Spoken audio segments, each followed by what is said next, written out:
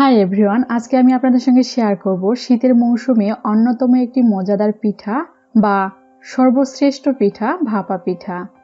শীত আসলেই ভাপা পিঠার কথা সকলেরই মনে হয়। তাই তো আজকের আয়োজন জুড়ে আমি আপনাদেরকে দেখাবো এই ভাপা পিঠা অতি সহজেই কিভাবে আপনারা ঘরে তৈরি করতে পারবেন। তাহলে আমাদের সঙ্গেই থাকবেন। আর শুরু করার আগে আপনাদের কাছে ছোট্ট একটাই অনুরোধ রইবে, যদি আমাদের এই ভিডিওগুলো আপনাদের ভালো লাগে বা আপনাদের উপকারে আসে তাহলে আমাদের চ্যানেলটিকে সাবস্ক্রাইব করবেন এবং পাশে থাকা বেল আইকনে ছোট্ট একটা ক্লিক করবেন। তাহলে নিত্য নতুন ভিডিও পৌঁছে যাবে আপনার নোটিফিকেশনে। সো শুরু করা যাক। এখানে আমি নিয়েছি খেজুর গুড় ও একটা নারকেল। ভাপা পিঠার জন্য আমি খেজুর গুড় ইউজ করব, তাই আমি খেজুর গুড় নিলাম। তবে আপনারা চাইলে এখানে খেজুর গুড়ের পরিবর্তে অন্যান্য গুড় বা গুড় ছাড়াও এই ভাপা পিঠা তৈরি করতে পারেন। এবার আমি এই খেজুর গুড়টাকে একটা গ্রেটার দিয়ে গ্রেট করে নিব। আমার সুবিধার জন্য আমি গ্রেটার দিয়ে গ্রেট করে নিচ্ছি, তবে আপনারা চাইলে এটা গ্রেটার ছাড়াও ধারালো অস্ত্র বা চাকু বা বটি দিয়েও আপনারা এটা গ্রেট করে নিতে পারেন। গ্রেট করা হয়ে গেলে এই নারকেলটাকে আমি একটা ভারী অস্ত্র দিয়ে ফাটিয়ে নিব এবং নারকেল কুড়ানি দিয়ে কুড়ে নিব। আমার সম্পূর্ণ নারকেলটা কুড়ে নেওয়া হয়ে গেছে আর খেজুর গুড়টাও গ্রেট করা হয়ে গেছে। এবার যা করব একটু মনোযোগ সহকারে আপনারা দেখে নিন। এখানে একটা খালি বাটি নিয়েছি, সেই খালি বাটির মধ্যে দিয়ে দিব পরপর 2 কাপ পরিমাণ চালের গুঁড়ি বা চালের আটা। আর ভাপা পিঠার ক্ষেত্রে কিন্তু চালের গুঁড়ি বা চালের আটা লাগবে, এখানে কোনোভাবেই আটা বা ময়দা ইউজ করা যাবে না। আর আপনাদেরকে আমি দেখিয়ে দিচ্ছি কত শুকনা এবং ঝরঝরে এই আটাগুলো। হাত দিয়ে একটু নেড়েচেড়ে নিচ্ছি তো মনে হচ্ছে ধুলা উড়াচ্ছে। যাই হোক, এখানে আমি শুকনা চালের গুঁড়ি নিয়েছি, তবে আপনারা চাইলে ভিজা চালের গুঁড়ি বা ভিজা চালের আটাও ইউজ করতে পারেন। এবার সেই আটার মধ্যে দিয়ে দিব স্বাদ মতো লবণ ও 2 টেবিল চামচ পরিমাণ সয়াবিন তেল। আর সয়াবিন তেল ইউজ করার একটাই কারণ হলো সয়াবিন তেল ইউজ করলে ভাপা পিঠাটা অনেক সফট হয়, তাই আমি সয়াবিন তেল ইউজ করলাম।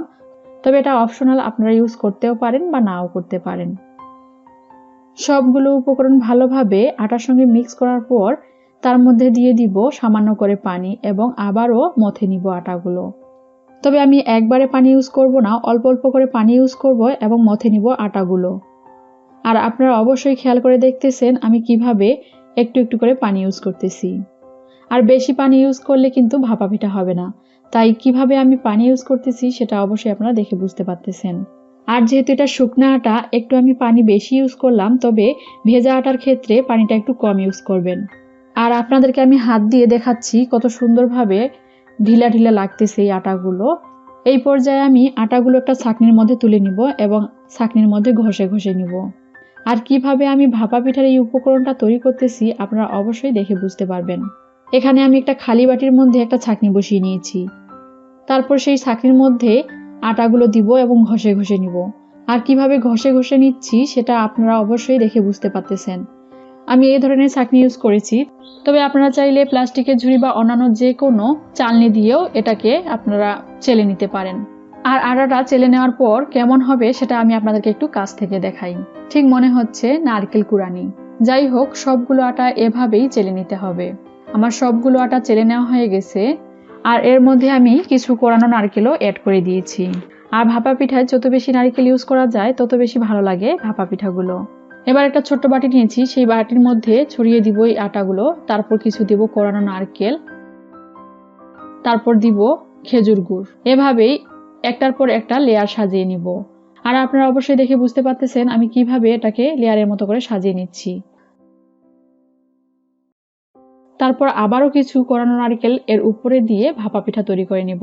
আর যত বেশি ভাপা পিঠা নারকেল ইউজ করবেন তত বেশি খেতে ভালো লাগবে এই ভাপা পিঠাগুলো। এবার একটা সুতি কাপড় দিয়ে এই বাটিটাকে মুড়িয়ে নিব।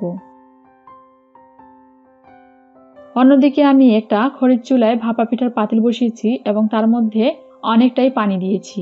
পানিগুলো অনেকটাই বলক দিয়েছে, সেই পর্যায়ে আমি দিয়ে দিব সেই ভাপা পিঠা। আর ভাপা পিঠা তৈরি করার ক্ষেত্রে অবশ্যই সুতি সাদা কাপড় দিলে বেশি ভালো হয়। অন্য কোনো রঙিন কাপড় দিলে ভাপা পিঠায় রং উঠতে পারে, তাই আপনারা যতটা পারবেন সাদা কাপড়ই ইউজ করবেন ভাপা পিঠার জন্য। ভাপা পিঠা বসিয়ে দেওয়ার পর সেই বাটিটাকে আলতোভাবে তুলে নিতে হবে এবং অনেক সাবধানতা অবলম্বন করে, না হলে কিন্তু হাতের মধ্যে আঁচ লাগতে পারে। তাই অনেক সাবধানতা অবলম্বন করে ভাপা পিঠার বাটিটা তুলে নেবেন। সেই বাটিটা তুলে নেওয়ার পর সঙ্গে সঙ্গে কাপড় দিয়ে মুড়িয়ে একটা ঢাকনা দিয়ে ঢেকে নেবেন এবং প্রায় 4 থেকে 5 মিনিট অপেক্ষা করবেন ভাপা পিঠাটা সিদ্ধ হওয়ার জন্য। তবে যারা নতুন ভাপা পিঠা তৈরি করতেছেন তারা 1-2 বার চেক করে নিতে পারেন ভাপা পিঠাটা সিদ্ধ হয়েছে কিনা। আর কিভাবে ভাপা পিঠা তৈরি করতে হয় সেটা অবশ্যই আপনারা দেখে বুঝতে পারতেছেন। এবার আমি ভাপা পিঠার ঢাকনা তুলে নিলাম এবং দেখেন কত সুন্দরভাবে ভাপা পিঠাটা সিদ্ধ হয়েছে। একটু আমি আপনাদেরকে কাপড়টা খুলে দেখাই কত সুন্দরভাবে ভাপা পিঠাটা সিদ্ধ হয়েছে। আর ভাপা পিঠার ক্ষেত্রে যে সুতি কাপড়টা আপনারা ইউজ করবেন সেটা অবশ্যই ভেজা থাকতে হবে। এবার আমি এই ভাপা পিঠাটাকে তুলে নিব। এভাবেই করে কিন্তু সবগুলো ভাপা পিঠা তৈরি করে নিতে হবে। আমার সবগুলো ভাপা পিঠা তৈরি, এবার একটা প্লেটে সার্ভ করতেছি। আর দেখেন কত সুন্দরভাবে ভাপা পিঠাগুলো সেট হয়েছে। এবার আমি আপনাদেরকে একটা ভাপা পিঠা ভেঙে দেখাই কত সুন্দরভাবে ভেঙে যাচ্ছে এবং কত সুন্দর সফট হয়েছে। আর এই ভাপা পিঠাগুলো কিন্তু গরম গরম খেতেই বেশ লাগে। যদি আমার এই ভাপা পিঠার রেসিপি আপনাদের ভালো লাগে বা আপনাদের উপকারে আসে বা এই ভাপা পিঠার রেসিপি দেখে আপনারা কিছু শিখতে পেরেছেন, তবে অবশ্যই আমাদের চ্যানেলটিকে সাবস্ক্রাইব করবেন এবং পাশে থাকা বেল আইকনে ছোট্ট একটা ক্লিক করবেন। তাহলে নিত্য নতুন ভিডিও পৌঁছে যাবে আপনাদের নোটিফিকেশনে আর আপনারা সবার প্রথমেই দেখতে পারবেন। সো অনেক অনেক ভালো থাকবেন, সুস্থ থাকবেন। ধন্যবাদ।